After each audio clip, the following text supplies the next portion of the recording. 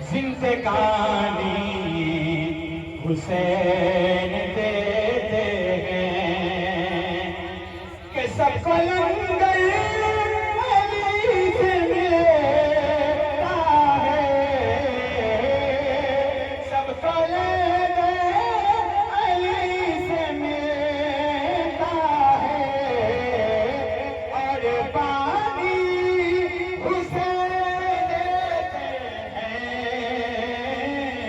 زندگانی حسین دیتے ہیں، اور ان کا غم ہے۔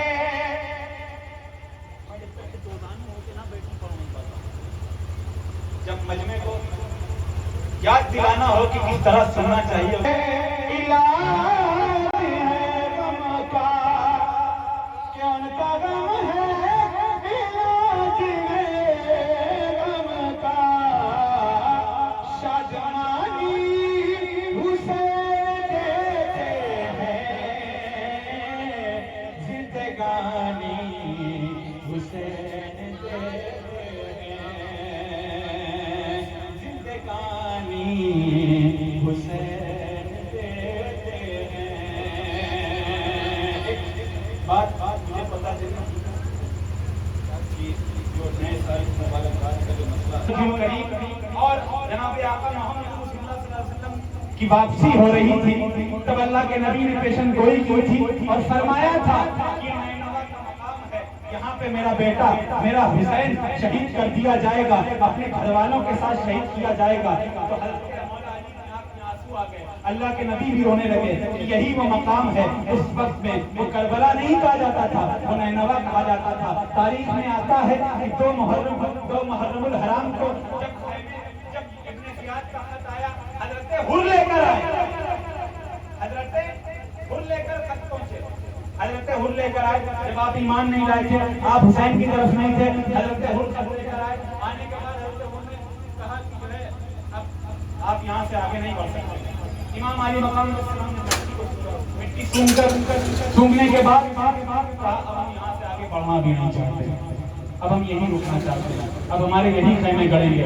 تو تاریخ میں آتا ہے 40,000 دینار حضرت زینب سلام اللہ علیہا نے دیے، اور حضرت علی اکبر کے نام زمین خریدی گئی۔ اس زمین پر پھر جو ہے مارکہ کربلا ہوا، اس زمین پر مارکہ کربلا ہوا۔ تو یہ واقعہ اپنے آپ میں اتنا سچا ہے کہ جس کو جھٹلایا نہیں جا سکتا۔ آج کچھ لوگ اسٹیج پر چڑھ کر اور باتیں باتیں ہیں کہ وہ کہانی ہے، وہ یہ ہے، وہ ہے۔ جب تیرا بچہ شہید ہو جائے گا، جب تیرے بچے کو کوئی قتل کر دے، اگر کوئی مار دے، تب تو کہنا کہ یہ کہانی تھی یا یہ حقیقت تھی۔ اگر آج کسی کے گھر میں کوئی مر جاتا ہے، چاہے بیماری سے مرے، حادثے سے مرے، تو ایسا لگتا ہے قیامت آ گئی، ایسا لگتا ہے دنیا میں اسی لیے کو مرا ہے اور کہیں کبھی کوئی مرا نہیں، تو ایسا لگتا ہے قیامت آ گئی۔ لیکن سوچو کہ جہاں حضرت علی اکبر، تاریخ آپ کربلا پڑھیے، تاریخ میں آتا ہے کہ سکت ہی نہیں تھی امام پاک میں کہ وہ چل پائے۔ اتنی علالت تھی، اتنی زیادہ علالت تھی کہ آپ چل ہی نہیں سکتے۔ اتنی نقاہت اس قدر تھی کہ بے حساب نقاہت، مطلب لیکن کس لیے چلتے تھے؟ اس لیے چلتے تھے کہ یزیدی تانے مارتے تھے، یزیدی تانے مارتے تھے کہ یہ وہی ہے جنہیں باغی جنہیں ہم نے قتل کر دیا، یہ وہی باغی ہیں، یہ سب یزیدی تانے مارتے تھے۔ تو وہ دین مصطفیٰ کے لیے آپ جو ہے ایک بار حضرت علی اکبر کو اٹھایا، پھر گرے، پھر اٹھایا، پھر گرے، پھر اٹھایا، پھر گرے۔ اس طرح سے اکبر کی لاش کو حضرت زینب کے خیمے تک لے کر آئے۔ آپ تاریخ پڑھیں گے کربلا، جب آپ پڑھیں گے تو آپ کے سمجھ میں آئے گا کہ کربلا کیا ہے، تب آپ کو سمجھ میں آئے گا کہ کربلا کیا ہے۔ ایک تاریخ میں ملتا ہے کہ آپ تمام اہل بیت اطہار جب سب لوگ شہید ہو گئے تو رسے سے پہن دیا گیا آپ کو اور تازیانے مارے جاتے تھے۔ وہ معصوم سکینہ جو چند سال کی ہے، 3 یا 4 یا 5 سال کی، اس پر تازیانے مارے جا رہے ہیں۔ سکتا انسان ایک کوڑا کھا لے. ایسے قادیانے کہ اگر ایک پڑ جائے تو آدھا جسم الگ ہو جائے. ایسے قادیانے مارے جا رہے ہیں. اور وہ زین العابدین کا خیال کر رہی ہے کہ رسی کو ٹائٹ مت کرنا ورنہ میرے بھائی کا گلا جو ہے سکڑ جائے گا.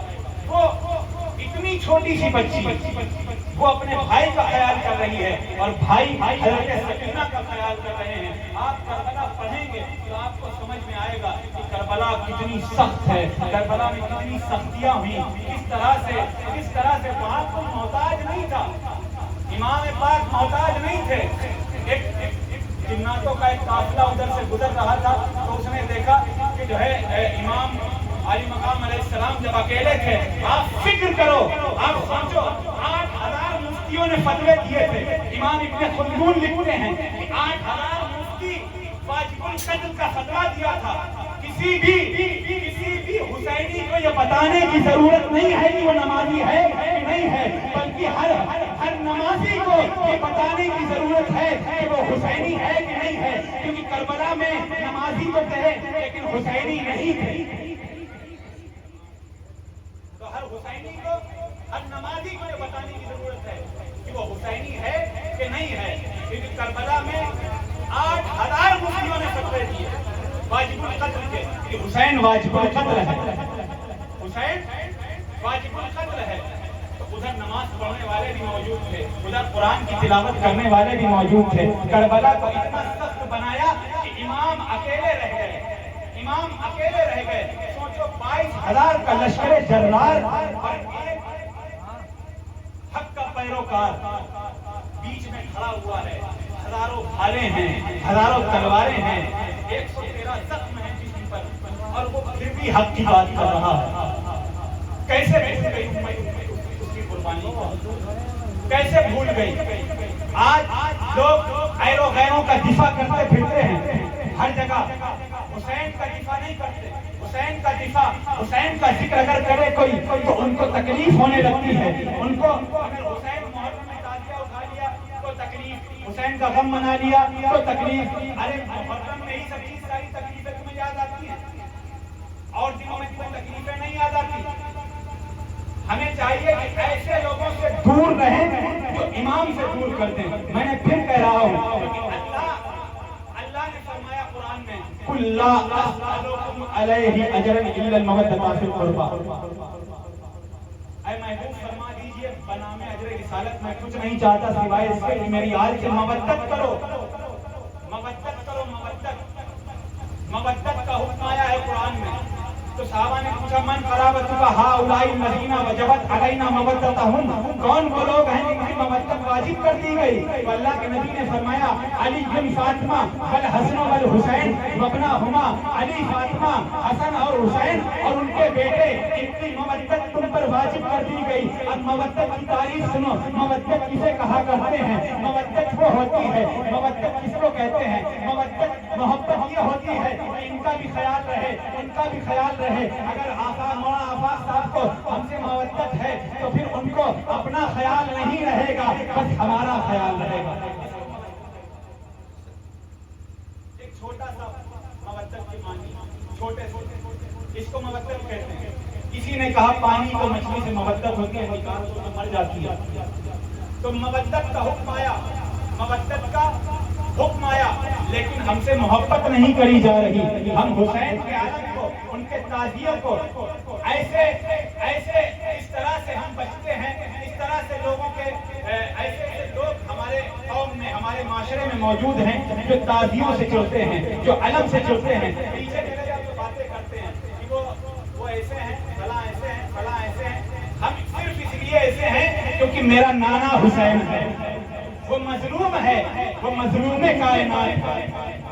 کوئی حسین سے بڑا مظلوم؟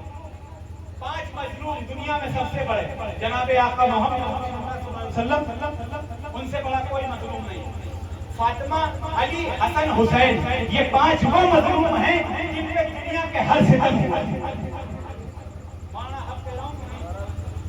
چاہے طائف میں آقا صلی اللہ علیہ وسلم پر ستم ہونا, یا غربت میں اپنی زندگی گزارنا, یا اپنے پیٹ پہ پتھر باندھنا, فاقہ کشی کرنا, یا کربلا ہو جانا,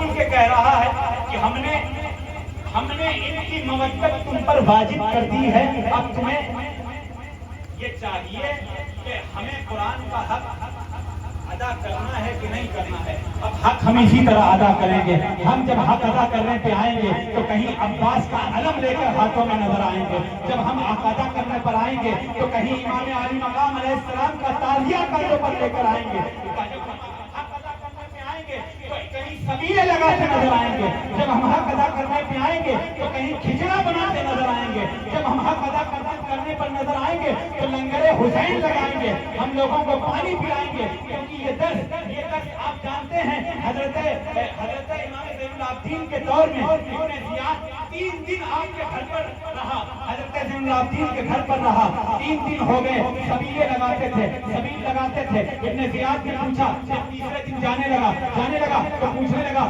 اے امام زین العابدین، کہ آپ کو معلوم نہیں ہے کہ ہم کون ہیں؟ کہا جانتا ہوں، تو وہی ہے جس نے میرے بابا کو شہید کیا تھا، تو وہی ہے جب ہم کربلا پہنچے تھے تو ہمارا پتھروں سے سواگت کیا تھا، تو وہی ہے تو وہی ہے جس نے ہماری بہن سکینہ کی بالیاں چھینی اور اس پر تماچے مارے، تو وہی ہے جس نے ہماری پھوپھی کی رضا چھینی، تو وہی ہے جس نے ہمارے بھائی علی اکبر کی برچھی اس کے سینے میں برچھی اتار دی، تو وہی ہے ظالم اور جابر جس نے کربلا میں تمام تشدد یزید کے کہنے پر کیے، لیکن وہ تیری مہمان نوازی تھی اور یہ ہماری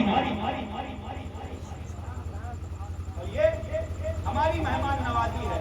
آپ دیکھیں، آپ کربلا پڑھیں گے تو آپ کے سمجھ میں آئے گا، آپ کربلا پڑھیں گے تو آپ کے سمجھ میں آئے گا۔